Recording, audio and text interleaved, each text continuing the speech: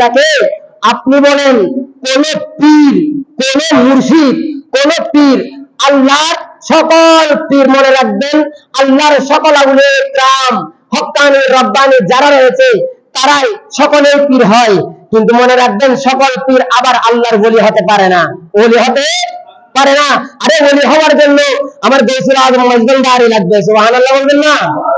আমার ওলি হওয়ার জন্য শাহ আমিরুজ্জামান রহমতুল্লাহ আলাইহি লাগবে, ওলি হওয়ার জন্য আমার শাহেনশাহ ইসরিকুট লাগবে। আরে আপনি ওলি কাকে বলা হয়? আপনাদেরকে একদিন বয়ান দিয়েছিলাম। আরে দোষ কাকে বলে, ওলি কাকে বলে? আল ওলিয়ু হুয়া মান ইস্তাগরিকু মান ইস্তাগরিক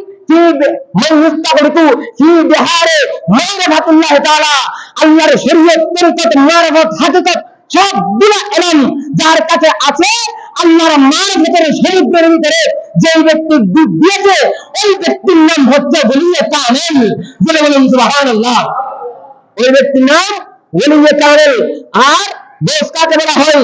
আল মুনজিদ কিতাব খুলেন, দোষ বলা হয় আল গৌসু ওয়াল কুতুব আল্লাযী ইস্তাগাসু বি।